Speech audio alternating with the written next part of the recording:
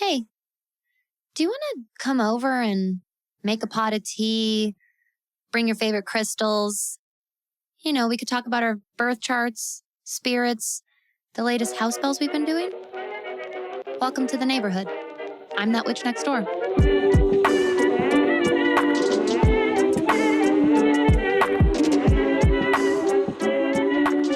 Well, hello, my friend and my magical neighbor.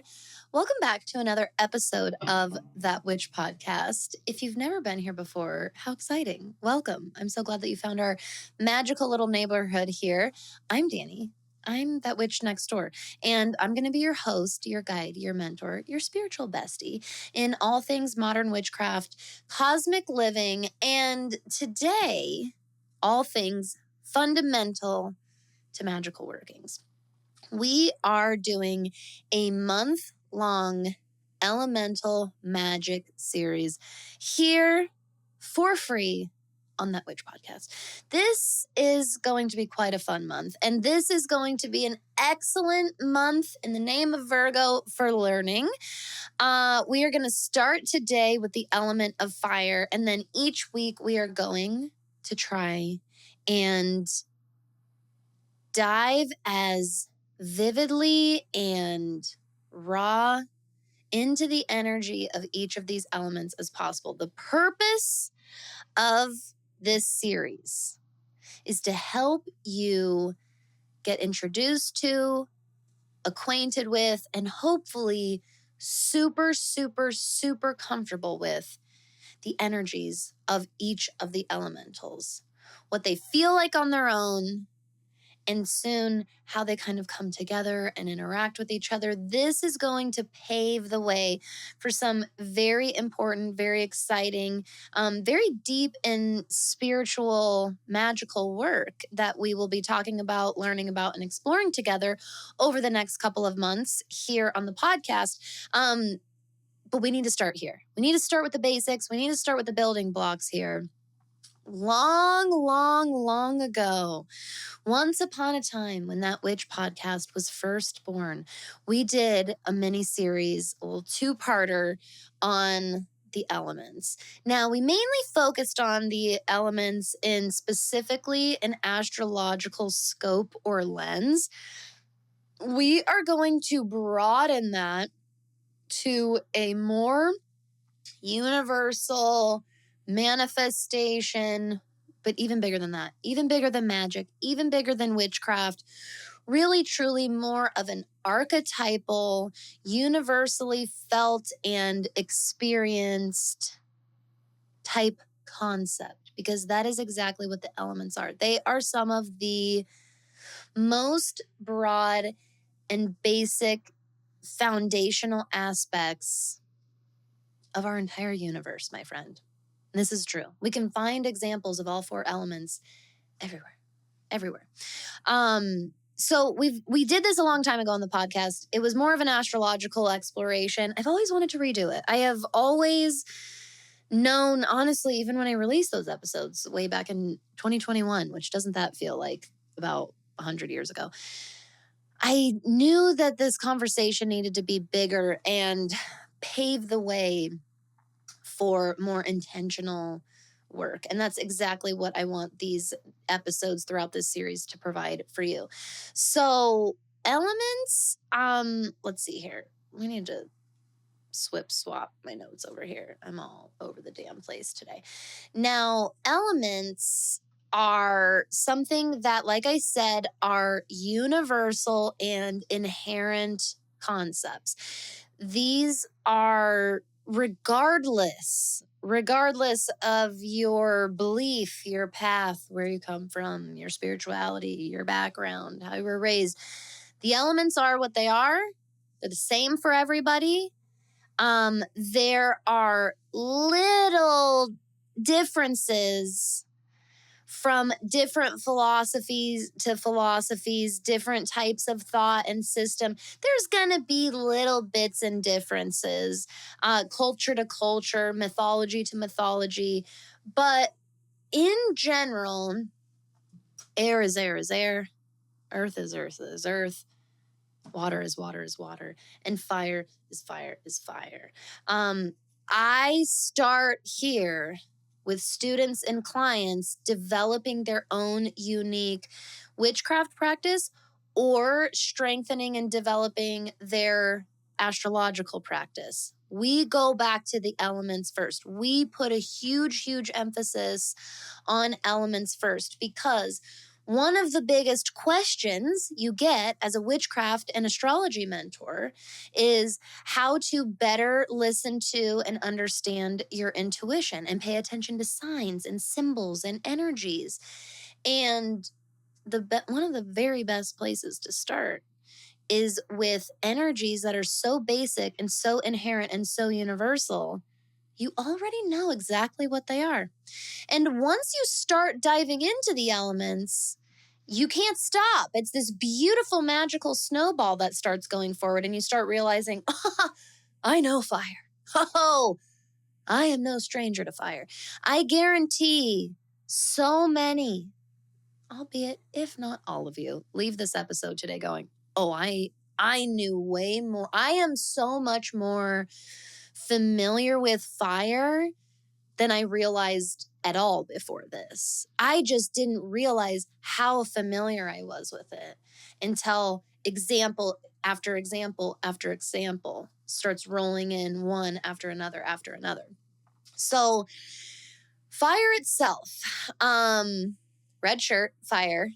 In honor of our fire energy, we went with the crimson shirt today. Fire is passion, creativity, inspiration, purification, and destruction. We also went with the orange Alani today too, also associated with solar and fire energy. These are different small ways that I did a little witchy ritual with fire today. I wore a red shirt for the episode to honor and channel fire energy, and I grabbed the flavor of the drink that I wanted anyways, but I specifically went for the orange flavor. And you know what? I don't even like the orange flavor very much. It came in a variety pack, and here I am using it intentionally in ritual with all of you, because that's what every single episode of That Witch podcast is. I treat every single episode that you listen to or watch here as an individual ritual. I open up and ground, cleanse, and protect my energy and cast a circle and call on and channel the energy that is necessary for what we're talking about today. And then I close out and ground out that energy of that ritual at the end of every single episode. I say this to you because just like we're going to talk about with the elements, this is how simple ritual, magical practice, daily witchcraft is and can be, my friend. So when it comes to fire, let's talk about some real life examples. So elements are the vibe. It's this flavor distinction of energy. There's all kinds of energy. We talk about it all the time, right? In the metaphysical community. Energy, energy, energy. We talk about it all the time. But there are these distinct differences, seasonings, flavors, layers of energies. And when we are practitioners of energy work, one of the most important places to start is understanding how to distinguish one type or flavor or vibe of energy from another. The elements help us do exactly that. So you can think of each of the elements as energy. Each one is a power source, uniquely in and of itself. Each one has the power in its own unique way to fuel or to drive, to maintain, to stabilize, to give structure, to give strength to give release of, anything, inertia. It's all its own unique type of energy. And when you know what you're kind of looking for, you can recognize it easier. You can tap into it easier. You can call on it more comfortably. You can channel it more confidently. So when we're in the realm and the element of fire, some real life examples that you are already very, very familiar with are the super obvious ones. Fire, first of all, an actual fire, flames, right? Fires and wildfires, and this can be good fires and bad fires. Purifying, incredible, powering fires, and very, very, very destructive fires. Volcanoes, flames of any type, from the candle flame to the roaring flame. Sparks, explosions and explosives, combustion. And then all of these real life examples, the heat, right? And also, I want you to remember, in addition to all of that, is the impact, typically the very, very physical impact fire leaves in its wake. This is important as well. So, working with fire can look like working with literal flames. It can also look like working with the charred remnants of something as well, something that was burned. Okay, so fire and in flame and something that was burned are very, very, very different looking examples. Both come from and are direct results of the element of fire.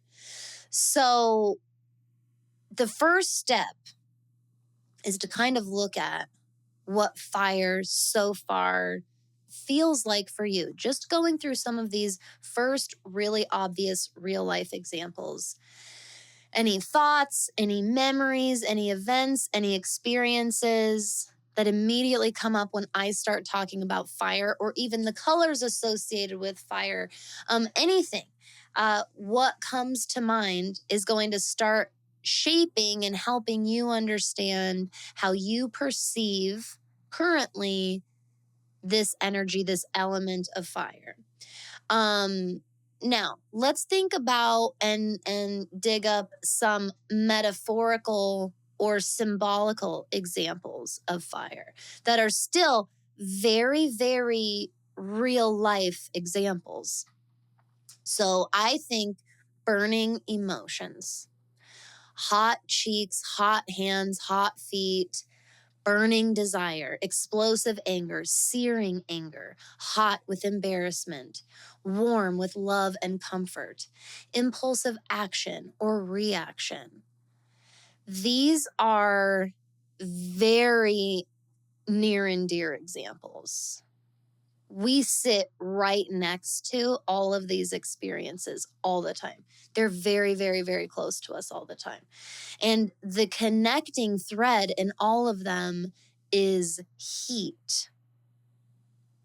So anything that is about turning up or tuning into or utilizing or a result of heat is fire, fire, fire, my friend. So I want you to also remember that all of these examples are channelable energy. Quite honestly, emotions can be a great way to work with and understand the fire element specifically. Now, when we look at some different symbols, correspondences, and associations with fire, first, let's look at some astrological connections here. We have fire signs: Aries, Leo, Sagittarius. Aries is spring, and plenty of our spring equinox is associated with fire and that spark of life, that spark of something new, new beginnings. Quite honestly, the warmth of blood and being born, like this is the fire element, fire energy, this intense building of heat that results in something being produced. Also, creating a diamond would fall into that category, by the way. planets, so we've got signs, Aries, Leo, Sagittarius are our fire signs. Oh, sorry, before we move on to the planets. Also, Leo is our summer sign in the Northern Hemisphere. Summer is very associated with the fire element, obviously. The sun is associated very strongly with the fire element because it is a giant blazing ball of fire that we revolve around that gives life, heat, vitality to our planet. It is so incredibly necessary to literally what keeps us alive and created our existence in the first place. So this is why in astrology, symbolically, we start with fire. Fire is the first sign in the zodiac. Aries is the first sign in the zodiac. Leo is ruled by the sun and represents that maintaining that important long-term fixed heat for long-term vitality in life. Sagittarius is a winter sign in the Northern Hemisphere that represents following that light in the darkness, or the light, the flame, the heat that keeps us going during the coldest, during the times we can't see the same way we normally can see.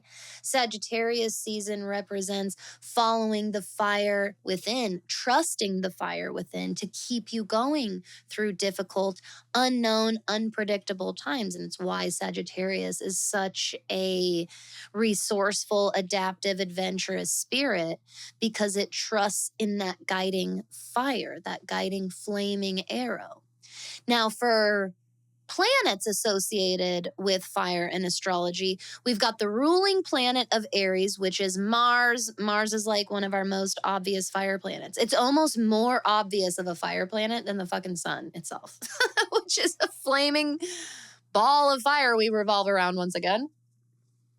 When I was typing the planets out, I was like, okay, fire planets, Mars, Jupiter, who am I forgetting? I was like, bruh, the sun.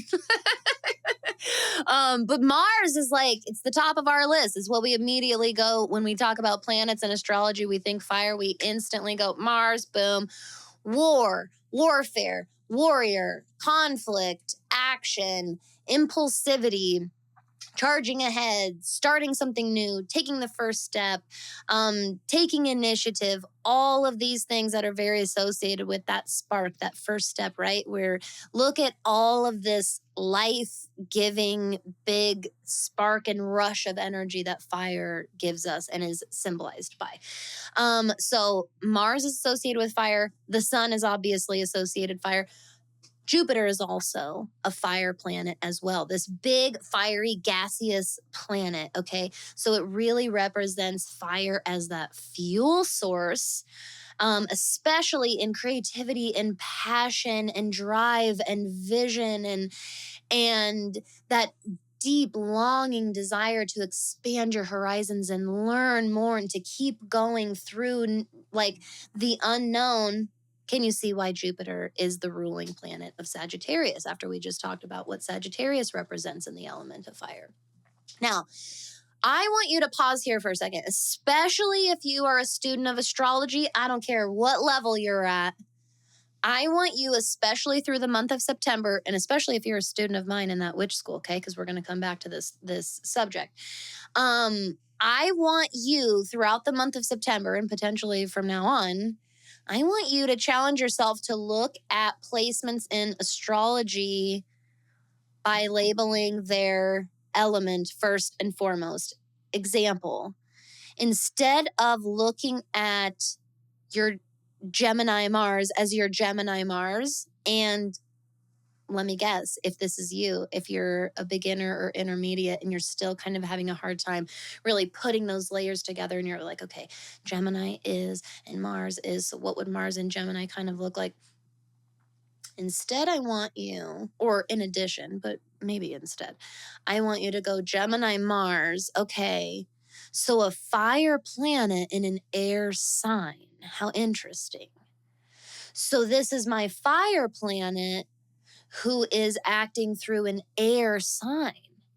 So let's say you have Venus in Virgo in your chart. No, friend. I want you to actually look at your Venus in Virgo as, okay, this is an Earth planet in an earth sign. I have this double earth energy going for me when I have Venus in Virgo. There is an earth connection there. If you have your moon in Capricorn, you have this watery moon placement moving through and expressing itself through an earth energy. Okay, so start looking at the element first. Bring it to the front of the line of the label that you're looking at. Okay, I guarantee you this is going to help you unlock or move through or move past so many blockages you've been having in chart study. It is so easy to look at those labels over and over again of Gemini and Libra and Mars and right, and all these terms constantly, and you're trying to fit them all together. Go to the most basic and universal of building blocks and go to the element, okay? So your homework this week, neighbor, listening to this episode of That Witch Podcast, all of you, again, including That Witch School, we're going to do some exercises in That Witch School to really help us get the most out of these episodes, but ultimately to get the most out of fire energy, out of elemental energy in general for your life and your own practice. Your homework specifically, especially if you're a student of astrology, is to look in your chart and go look for the fire this week. Go look for your fire planets and see what type of sign they're in. Are they already in a fire sign, or are they in a sign of a different element? Go look at your fire signs. Do you have planets in those signs? Which houses do the fire signs take up in your chart? If you are in That Witch School with me and you need help, please reach out on Mighty Networks and send me a DM if you need a little help walking through your chart. If you are not in That Witch School, or if you are in That Witch School and you would like some astrology tutoring, this is an excellent astrology tutoring session that we could do together. Is we could do a nice private one-on-one, taking a look specifically at the elemental energy in your unique chart. It is a mind blower. I promise. I promise. Do it for yourself. That's your homework.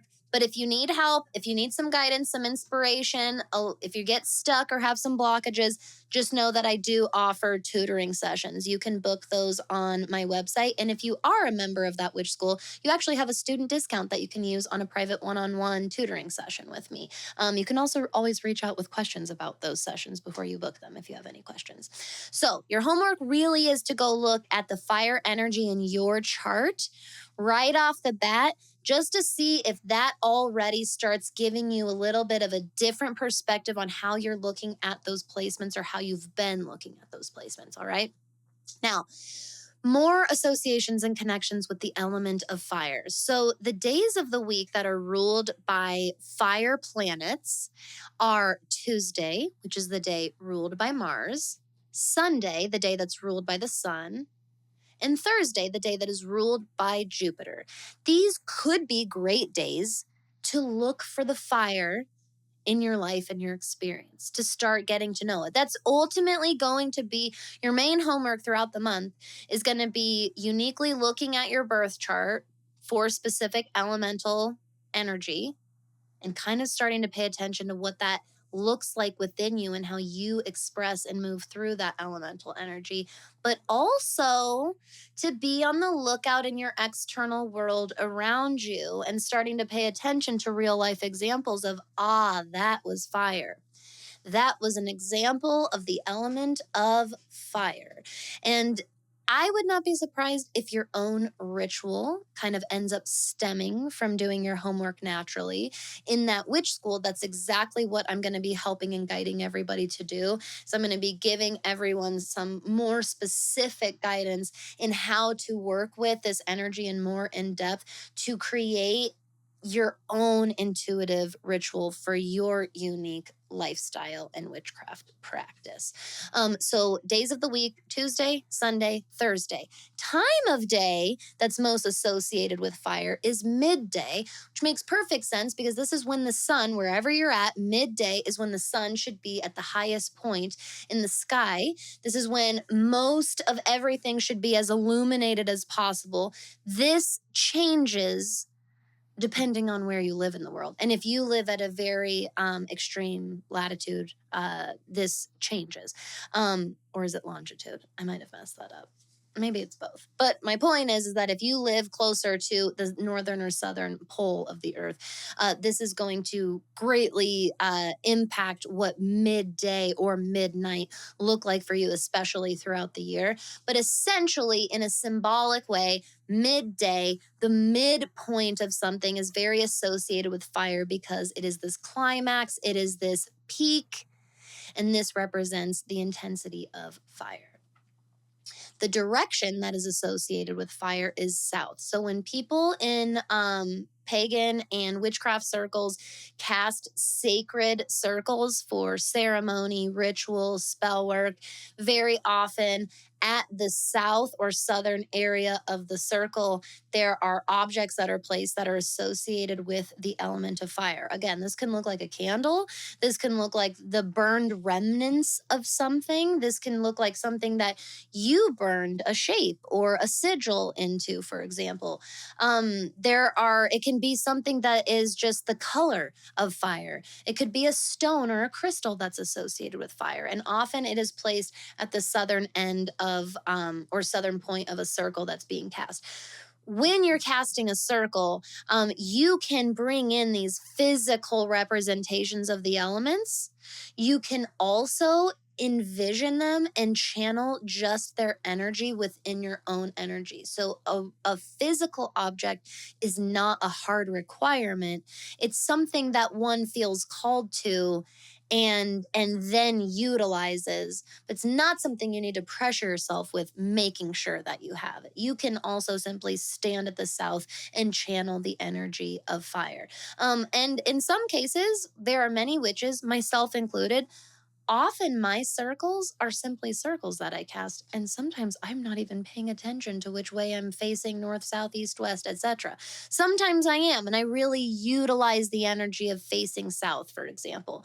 But again, all these correspondences and magical associations are inspiration points.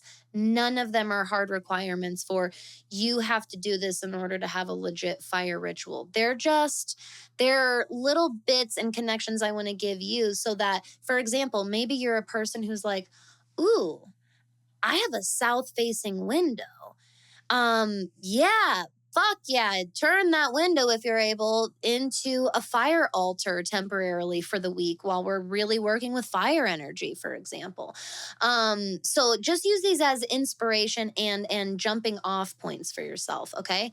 Now, colors associated with fire, pretty obvious. Crimson, again, red, orange, gold, yellow, white, especially that like white hot. But I would also argue deep burnt browns, rusts, and blacks and grays for that burned and that charcoal energy, right? The impact of fire, that mark that fire leaves.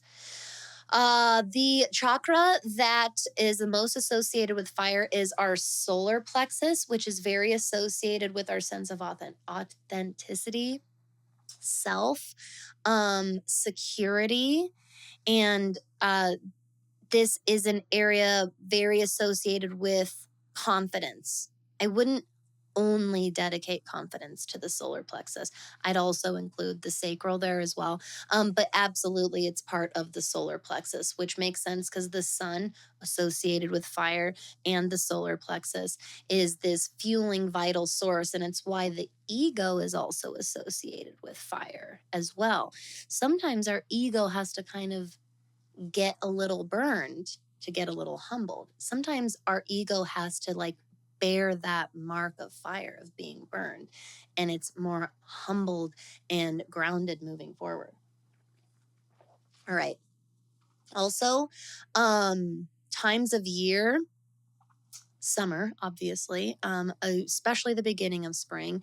And then our pagan celebrations, our neo-pagan celebrations of Beltane, Imbolc, and Letha are all fire festivals. Samhain is also a fire festival and a harvest festival of its own type. It wasn't officially listed under associated with fire because there's a lot of water associated with Samhain as well, which makes sense.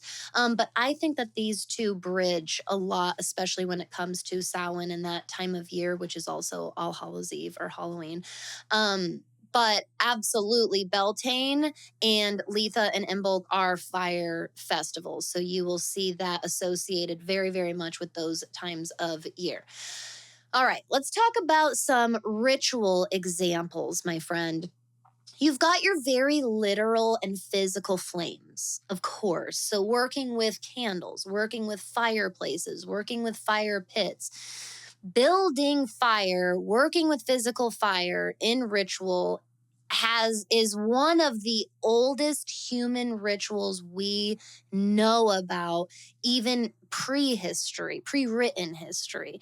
So this is associated and has been associated with ancestral work for a very, very, very long time. This is another reason why I also believe fire is associated with Samhain. First of all, there's so much candle magic associated with Samhain.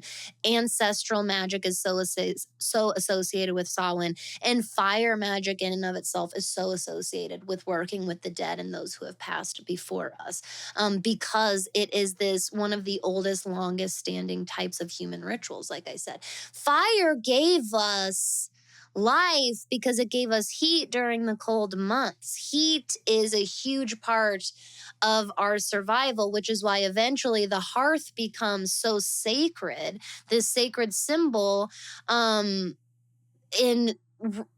countless spiritualities and philosophies and religions throughout the world and throughout cultures and throughout time, because the hearth and the heat of the heart, the fire that provided heat to cooking, to heating the home in each community or household, was so necessary to life. They're extremely sacred. Sacred energy is in flame and firework. Now, there are so many metaphorical and symbolical ways of working with fire, because we need to remember that fire magic, candle magic, safety is first and foremost, okay?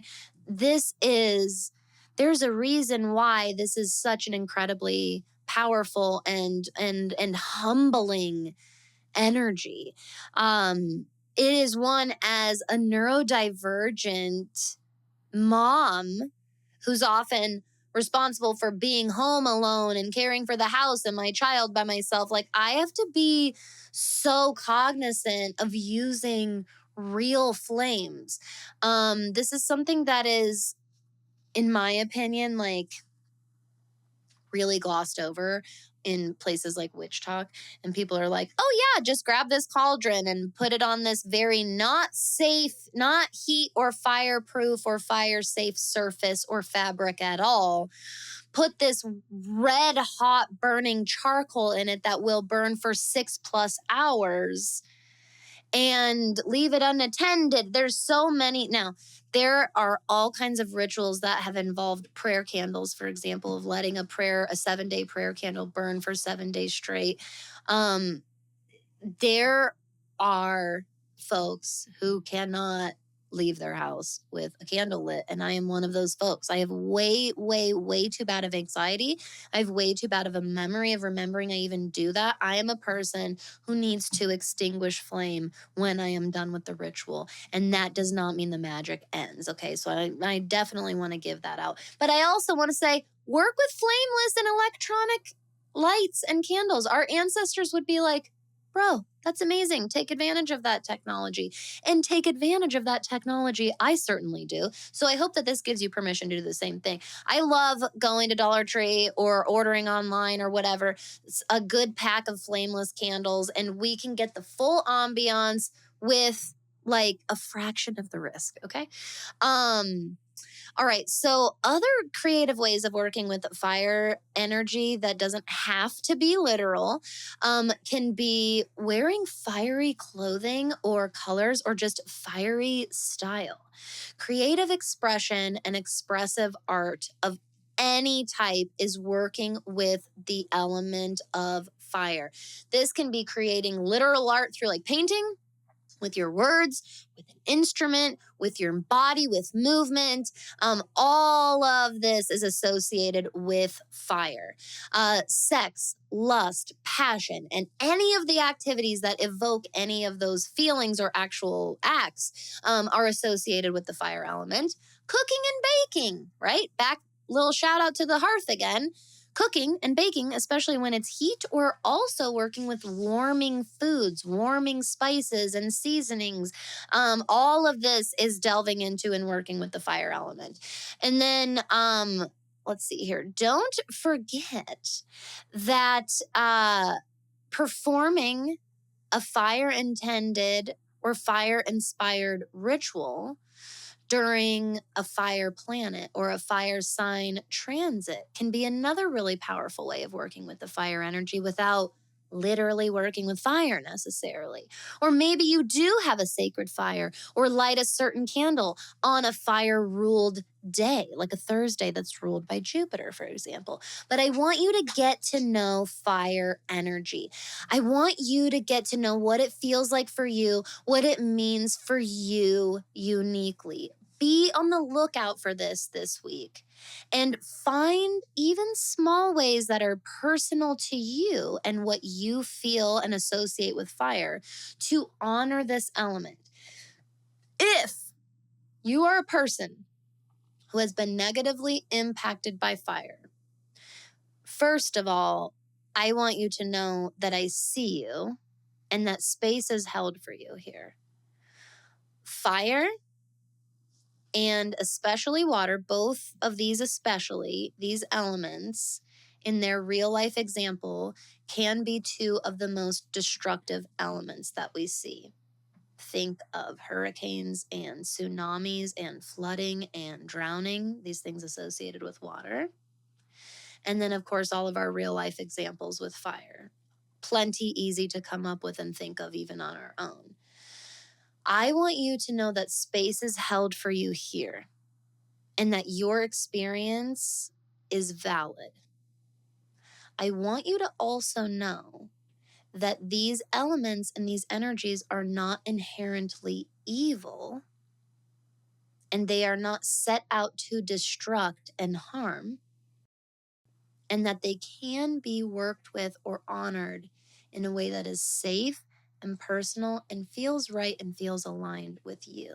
And that's what I'm hoping I can open you up to in this episode and these coming episodes, is helping you find a way that you understand with and you safely work with the alignment of fire energy, because each of these elements not only exists in our external world around us, in our all throughout our universe, each of them also exists within us, which is why we're starting with some astrology homework and pairing that with some real life examples.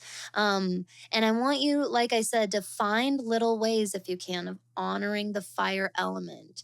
Maybe pulling out your suit of wands out of a favorite tarot deck this week and really looking at how the suit of wands is illustrated and depicted in your deck. Maybe there's a particular card associated with the fire element that really, really speaks to you, that you could put on your altar or you could put near your hearth or your kitchen. But let yourself start to not just make note as the examples of fire make themselves more and more known to you throughout the week. Ask yourself how you can then engage with or interact directly with that energy. Honor it or symbolize it in some type of way. Remember, in Magick, the universe is speaking to you through this elemental metaphor. And you picking up the other end of the phone can look like speaking back in that same elemental metaphor as well. Let me know if you have any questions that spring up from any of this. I'm very, very excited for this month.